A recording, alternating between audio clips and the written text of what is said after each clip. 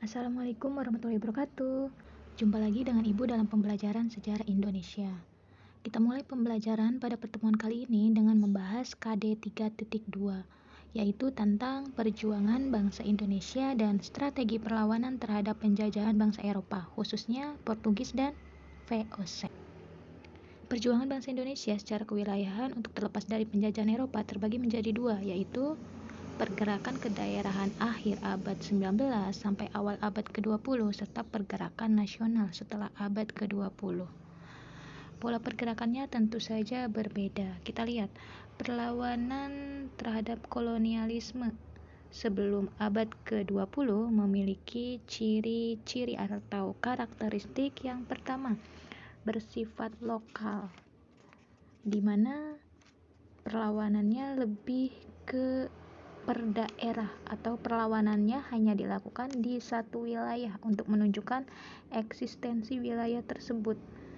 Kemudian menunjukkan reaksi menentang terhadap kebijakan-kebijakan yang diterapkan bangsa Eropa pada saat itu. Ciri yang kedua, perlawanannya tergantung pada seorang pemimpin karismatik. Seperti yang kita tahu, perlawanannya mudah ditumpas karena ketika tokoh pemimpinnya ditangkap, otomatis perlawanannya pun akan terhenti. Selanjutnya, perlawanannya menggunakan senjata. Hal ini akan berbeda ketika memasuki era 20-an, kita sudah menggunakan jalur diplomasi atau melalui organisasi. Dan yang terakhir, mudah dipecah belah dengan politik divide et impera. Inilah beberapa perlawanan yang akan kita bahas, yaitu perlawanan terhadap Portugis, ada perlawanan Kesultanan Aceh, serta perlawanan rakyat Maluku. Kemudian perlawanan terhadap VOC. Kita bisa lihat ada perlawanan Demak, kemudian Banten, Mataram Islam, serta perlawanan rakyat Makassar. Pembahasan pertama kita bahas perlawanan rakyat Aceh terhadap Portugis. Apa sih yang melatar belakanginya? Kenapa terjadi perlawanan? Tentu saja perlawanan ini tidak muncul seketika atau tiba-tiba, tapi akibat beberapa alasan. 1511, Portugis berhasil menguasai Malaka. Dan hal inilah yang memicu perlawanan rakyat Aceh. Kita lihat, abad ke-15, Aceh kan menjadi bandar perdagangan yang memiliki kedudukan penting nih di Indonesia bagian barat. Berawal sejak wilayah Malaka jatuh ke tangan Portugis, di mana ketika itu para pedagang Islam mengalihkan jalur perdagangannya ke Aceh karena Portugis memang menerapkan kebijakan melarang para pedagang Islam masuk ke wilayah Malaka yang dikuasainya pada tahun 1511, sehingga mendoronglah Aceh berkembang menjadi pusat perdagangan. Aceh muncul sebagai kekuatan ekonomi politik baru di Indonesia bagian barat. Hal inilah yang menjadi ancaman bagi Portugis dan sebaliknya. Aceh pun ingin menguasai Malaka, sehingga melatar belakangi perlawanan rakyat Aceh terhadap Portugis. 1523 sampai 1524, Portugis menyerang Aceh namun gagal karena rakyat Aceh berhasil menghancurkan pasukan Portugis. Dan Portugis terus mencari cara untuk melemahkan Aceh sebagai pusat perdagangan. Aceh pun menerapkan beberapa strategi nih untuk menghadapi Portugis. Nah, ini kita bisa lihat strategi Aceh melawan Portugis. Yang pertama, Aceh melengkapi kapal dagang dengan senjata dan prajurit. Yang kedua, mendatangkan bantuan militer dari Turki Utsmani. Dan yang terakhir, bekerja sama dengan kerajaan Demak dan India di Kalkuta. Setelah merasa kuat, Aceh segera melancarkan serangan pertamanya ke Portugis di bawah pimpinan Sultan Alauddin Riyadsyah yang memimpin rakyat untuk menyerang Portugis di Malaka. Namun Aceh gagal. Kemudian Portugis menyerang balik Aceh pada 1569. Masa pemerintahan Sultan Iskandar Muda, Aceh semakin tumbuh menjadi kekuatan besar dengan beberapa strategi yang dilakukannya, diantaranya yang pertama, memperkuat angkatan laut dengan kapal besar berkapasitas 800 prajurit. Kemudian yang kedua, membentuk pasukan gajah dan milisi infanteri. Yang ketiga, menempatkan pasukan pengawas di jalur perdagangan. Dan yang terakhir, strategi di bidang ekonomi dengan melakukan blokade perdagangan lada dan timah, di mana dengan blokade tersebut bangsa Portugis sulit untuk mendapatkan lada dan timah yang pada saat itu menjadi komoditas utama untuk dijual ke pasar Eropa. Nah, ini tujuannya ya agar kekuatan Portugis lumpuh, namun kurang berhasil karena masih ada saja nih pedagang yang menjual ke Portugis secara sembunyi-sembunyi. Usaha yang dilakukan Aceh untuk melawan Portugis belum pernah berhasil, begitupun dengan Portugis belum pernah berhasil menduduki Aceh. Sampai tahun 1641, akhirnya Portugis berhasil diusir dari Malaka oleh VOC. Kita masih membahas perlawanan terhadap Portugis dari timur Indonesia. Kali ini perlawanan Kesultanan Maluku terhadap Portugis. Nah, kita pahami dulu latar belakang terjadinya perlawanan rakyat Maluku terhadap Portugis. Awal kedatangan Portugis ke Maluku itu hanya untuk mencari rempah-rempah, di mana di Maluku inilah sebagai pusatnya rempah atau kepulauan rempah. Nah, ketika itu ada persaingan tajam nih antara Portugis yang telah bekerja sama dengan Ternate dan Spanyol yang kemudian bekerja sama dengan Tidore. Jadi ambisi dua negara besar inilah yang membuat adanya monopoli perdagangan untuk menanamkan kekuasaannya di Maluku. Kebijakan Portugis memonopoli rempah-rempah, yang namanya juga monopoli perdagangan ya, pastilah merugikan. Kenapa merugikan? Jadi ketika akan menjual rempah-rempah, mau tidak mau rakyat Nusantara harus menjualnya ke Portugis dengan harga berapapun. Istilahnya harga ditentukan oleh Portugis. Bukannya untung, malah buntung.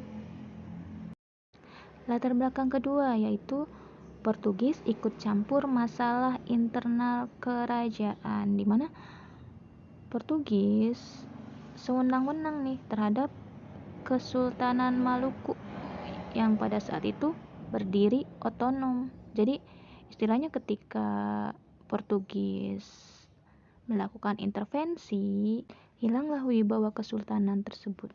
Dan yang terakhir, misi suci penyebaran agama, yaitu Kristen Katolik. Jadi sebelumnya kan di Ternate sudah berdiri kesultanan nih ya. Kemudian masuk Portugis yang ingin menanamkan pengaruh agamanya, sehingga muncul nih reaksi perlawanan dari masyarakat Ternate di bawah pimpinan Sultan Hairun pada tahun 1565. Berikut ini kronologi perlawanannya. 1565 dipimpin Sultan Hairun menyerang Portugis. Kemudian 1570 untuk mengatasi perlawanan rakyat Ternate, akhirnya gubernur Portugis di Maluku, Lopes de Mesquita, mengajukan perundingan damai nih. Jadi Lopes de Mesquita mengajak Sultan Hairun berunding di benteng Gamlao Castella. Tapi dalam perundingan tersebut, Portugis justru membunuh Sultan Hairun. Ternyata perundingan damai tersebut hanya tipu muslihat dari Portugis saja. Sehingga dengan peristiwa terbunuhnya Sultan Hairun, semakin menyulut kemarahan rakyat Ternate. Bahkan seluruh rakyat Maluku bersatu melawan Portugis. 1571 perlawanan dilanjutkan oleh Sultan Baabullah, yakni putra dari Sultan Hairun, dengan menghancurkan benteng dan pos perdagangan dibantu oleh seluruh rakyat Ternate, dan mengepung benteng Sao Paulo serta menutup jalan serta akses makanan selama 5 tahun.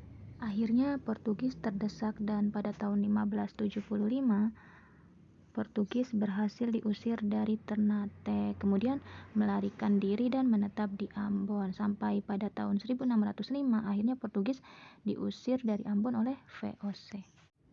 Perlawanan rakyat Maluku ada lagi nih ketika masa VOC dipimpin oleh Sultan Nuku. Penyebabnya apa sih perlawanan rakyat Maluku terhadap VOC? Yaitu monopoli perdagangan. Kemudian VOC ikut campur juga dalam penobatan Sultan Tidore. VOC melakukan intervensi nih dengan cara menobatkan putra alam sebagai Sultan Tidore. Padahal kan seharusnya putra mahkotanya itu Sultan Nuku, dan harusnya Sultan Nuku nih yang naik tahta menjadi sultan. VOC malah menobatkan putra Alam menjadi Sultan Tidore pada saat itu. Kemudian timbullah reaksi dari masyarakat Tidore untuk melakukan perlawanan terhadap VOC. 1635 sampai 1646 VOC diserang rakyat Hitu yang dipimpin oleh Kakiali dan Teluk Besi, di mana Kakiali dan Teluk Besi ini merupakan pemuka-pemuka adat di Maluku sana. Kemudian 1650 Kecili Said memimpin rakyat melawan VOC. Para pemimpin lokal bersatu nih untuk melawan VOC. 1680 Sultan Nuku memimpin rakyat Tidore melawan VOC. Kemudian kekuasaan Tidore berhasil dipulihkan kembali.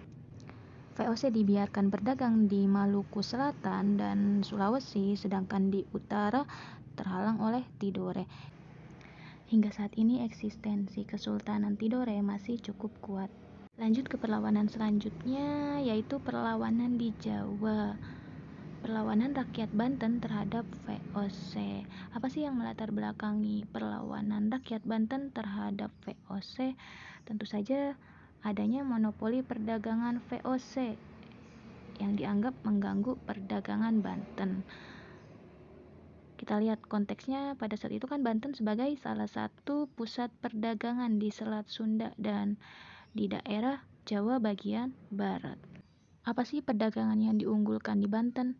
Komoditas utamanya yaitu lada. Jadi lada ini rempah yang sangat dicari oleh VOC untuk diperdagangkan kembali di Eropa sana. Nah, bagaimana perlawanan Kesultanan Banten terhadap VOC? Sultan Ageng Tirtayasa yang pada saat itu sebagai Sultan Banten melakukan dua strategi. Yang pertama, pembangunan saluran irigasi dari Sungai Untung Jawa sampai Pontang. Dan yang kedua, memulihkan Banten sebagai bandar perdagangan. Dengan cara apa Banten dipulihkan sebagai bandar perdagangan? Yaitu dengan menjalin hubungan dengan bangsa-bangsa lain seperti Inggris, kemudian Perancis, Persia, Benggala, Siam, Tonkin, dan Tionghoa, di mana dengan cara ini, dengan cara menjalin hubungan dengan bangsa-bangsa tersebut, diharapkan Banten tetap ramai, sehingga akhirnya VOC terganggu nih dan melakukan blokade atas kapal Tionghoa dan kapal dagang dari Maluku, serta pembangunan benteng Norwich di Batavia. Bagi perlawanannya, 1671 Sultan Ageng mengangkat Sultan Haji nih untuk mengurusi urusan dalam negeri dan Sultan Ageng untuk mengurusi urusan luar negeri. Jadi Kesultanan Banten pada saat itu dibagi dua wilayah kekuasaan untuk menangani dalam negerinya serta untuk menangani urusan luar negerinya. Kemudian VOC ikut campur nih urusan internal kerajaan Banten dengan melakukan politik divide et impera. Jeff pada saat itu menghasut Sultan Haji dengan menyebarkan isu bahwa Pangeran Arya Purbayalah yang akan menjadi Sultan Banten. Kemudian Sultan Haji terhasut dan bekerja sama dengan VOC. VOC memberikan syarat pada saat itu, jika ingin bekerja sama, maka syarat pertama Banten harus menyerahkan Cirebon ke VOC. Kemudian monopoli perdagangan lada itu menjadi hak penuh VOC. Yang ketiga, Banten membayar Rp600 jika melanggar aturan-aturan yang telah ditetapkan VOC. Kemudian yang terakhir, pasukan Banten di Priangan ditarik mundur. 1681 akhirnya nanti VOC berhasil menguasai Istana Surosoan dengan Sultan Haji menjadi Sultan Banten dan Sultan Agung membangun istana baru di Tirtayasa. 1682 pasukan Sultan Ageng mengepung Istana Surosoan. Kemudian Sultan Haji yang dibantu oleh VOC di bawah pimpinan Franz Coistek, pasukan Sultan Ageng terdesak hingga ke benteng Tirtayasa. 1683 Sultan Ageng Tirtayasa diajak berunding oleh VOC. Namun itu hanya tipu muslihat VOC saja. Kemudian Sultan Ageng tertangkap di Batavia hingga wafat tahun 1692 dan berakhirlah perjuangan Sultan Ageng. Sehingga Kesultanan Banten pun dipengaruhi sekali oleh VOC walaupun dipimpin oleh Sultan Haji, orang Banten itu sendiri. Perlawanan di Jawa selanjutnya yaitu perlawanan Mataram Islam terhadap VOC yang dipimpin oleh Sultan Agung. Nah, ada beberapa latar belakang yang menyebabkan perlawanan Mataram Islam terhadap VOC. Yang pertama, VOC di Batavia mengganggu ekonomi Mataram. Sebagai salah satu contoh, VOC ini menghalangi kapal dagang Mataram yang akan berdagang ke Malaka. Kemudian VOC juga memonopoli perdagangan. Dan yang terakhir, VOC menolak kedaulatan Mataram dan menjadi penghalang misi Sultan Agung menyatukan seluruh Jawa. Serangan Mataram terjadi sebanyak 2 kali. Yang pertama 1628 dipimpin oleh Tumenggung Baureksa, di mana dengan strategi pasukan Mataram membendung sungai Ciliwung agar benteng VOC kekurangan air, dan kemudian pasukan VOC terkena wabah kolera. Namun pada serangan pertama pasukan Mataram kalah karena kelelahan dan persenjataan VOC lebih unggul. Kenapa pasukan Mataram kelelahan? Karena kan perjalanan dari Mataram sampai ke Batavia itu estimasi perjalanannya sangat menyita tenaga pasukan ya, sehingga mereka ketika tiba di Batavia kelelahan dan kalah persenjataan, akhirnya kalah dari VOC. Kemudian serangan yang kedua atau perlawanan rakyat Mataram yang kedua tahun 1629. Ketika itu Sultan Agung menyusun ulang strategi dari pengalaman kekalahan pertama. Serangannya dipimpin oleh Tumenggung Singaranu, kemudian Kiai Dipati Jumina dan Dipati Purbaya. Dengan strategi pasukan Mataram menghancurkan benteng dan menerobos masuk Batavia. Namun kapal perang VOC berhasil tiba lebih dulu dengan membakar lumbung beras pasukan Mataram di Cirebon dan daerah Tegal. Kenapa VOC bisa tahu nih lumbung beras dari pasukan Mataram? Karena ternyata VOC telah menyebar mata-mata di pasukan Mataram. Sehingga hal ini menyebabkan serangan kedua pun gagal karena pasukan Mataram kekurangan bahan makanan. Perlawanan yang terakhir yang akan kita bahas yaitu perlawanan rakyat Makassar Guatalo terhadap VOC. Latar belakangnya jelas, yaitu monopoli perdagangan VOC di Makassar. Karena pada saat itu di Kesultanan Makassar ada pelabuhan dagang yang sangat strategis, yaitu Somba Opu. Kenapa strategis? Karena terletak di antara Indonesia Timur dan Indonesia Barat. Somba Opu berfungsi sebagai pelabuhan transit yang menjadi pelabuhan singgah kapal dagang dari timur ke barat, dari Maluku ke Malaka dan sebaliknya. VOC mulai menyerang Makassar dengan memblokade pelabuhan Somba Opu pada 1634. Kemudian timbul reaksi masyarakat Makassar yang di bawah pimpinan Sultan Hasanuddin dengan melakukan perlawanan, dan ternyata perlawanannya berhasil mematahkan serangan tersebut. Kemudian dilanjut 1666, VOC mengerahkan kembali armada besarnya dan bekerja sama dengan Bone Arupalaka. 1667, VOC dipimpin oleh Cornelis Jansson Spelman terus menyerang Makassar dengan pasukan Hasanuddinnya, dan akhirnya pasukan Sultan Hasanuddin terdesak. Benteng pertahanannya yang ada di Barombang dikuasai pasukan Arupalaka. Dan yang terakhir 18 November 1667, karena sudah terdesak, pasukan Hasanuddin akhirnya dipaksa menandatangani perjanjian Bongaya, di mana isi perjanjian Bongaya yang pertama, VOC itu mendapat hak monopoli rempah di Makassar. Yang kedua, VOC boleh mendirikan benteng pertahanan di Makassar. Yang ketiga, semua bangsa barat kecuali Belanda harus meninggalkan wilayah Goa. Yang keempat, wilayah kekuasaan kerajaan Guatalo di luar Makassar menjadi milik VOC. Yang kelima, Arupalaka diakui sebagai Raja Bone, dan yang terakhir, Makassar membayar seluruh kerugian perang. Terima kasih sudah menonton. Semoga materinya bermanfaat. Wassalamualaikum warahmatullahi wabarakatuh.